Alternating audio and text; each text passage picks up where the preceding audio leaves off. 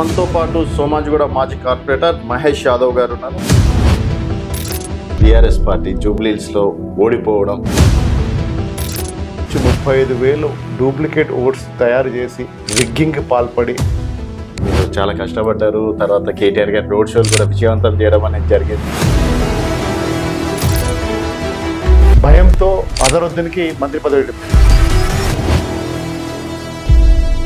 ఓడిపోయినందుకు ఏమైనా బాధ అనిపిస్తుందా? ఇటు టీడీపీ, బీజేపీ, సిపిఐ, ఎంఐఎం అందరు కలిసి పోటీ చేస్తే వాళ్ళు 98,000 ఓట్లు వచ్చినాయి. సింగిల్ గా మేము పోటీ చేస్తే 75,000 ఓట్లు వచ్చినాయి. ఇది ఓటమిగా భావించట్లేదు, ఎందుకంటే నైతికంగా మేము గెలవడం జరిగింది. ఫార్ములా ఈ రేస్ కేసులో కేటీఆర్ గారు అరెస్టు కాబోతున్నారా? కేటీఆర్ గారిని డైరెక్ట్ గా ఎదుర్కోలేక ఆయన ఏసీబీ కేసులు అని చెప్పి తెలంగాణకి ముఖ్యమంత్రి అంటే ఫస్ట్ చూసేది కేటీఆర్ వైపు. రేవంత్ తర్వాతనా? రేవంత్ అసలు సీఎం కింద కూడా అర్హుడు కాదనే. జనాలు అనేది రేవంత్ రెడ్డిని యాక్సెప్ట్ చేస్తున్నారు, మీరు చెప్పేటువంటి సొల్లు బాకీ కార్డులని యాక్సెప్ట్ చేయట్లేదు అంట. 75,000 ఓట్లు వచ్చినాయంటే ప్రజలు మా వైపు ఉన్నట్టే కదా.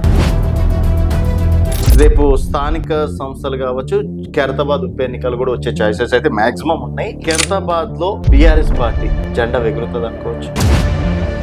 తెలంగాణలో, హైదరాబాద్లో ఖైరతాబాద్ కాన్స్టిట్యూన్సీ ప్రజలు మాత్రం ముఖ్యంగా నమ్ముతా ఉన్నారు. డెఫినెట్ గా కేటీఆర్ గారి నాయకత్వంలో డెవలప్ అవుతుంది సిటీ, కాబట్టి మేము కేటీఆర్ వైపే ఉన్నామని. మహేష్ యాదవ్ కి రేపు టికెట్ ఇస్తే ఒకవేళ ఖైరతాబాద్ లో మహేష్ యాదవ్ చేసినటువంటి పనులేంటి, ఎందుకు మహేష్ యాదవ్ చేయాలి? కార్పొరేటర్ గా ఉన్నప్పుడు 5 సంవత్సరాలు 24/7 ప్రజల్లో ఉన్నాను. ఇప్పటికి నేను ప్రజల్లో వెళ్ళి చూస్తే నా గురించి నేను చెప్పుకోవడం కాదు, ప్రజల్లోకి వెళ్తే ప్రజలు చెప్తారు మహేష్ యాదవ్ మంచివాడా కాదా అని. నేను ఒక బీసీ బిడ్డగా మాకు అవకాశం వస్తే తప్పకుండా నేను విజయం సాధిస్తా.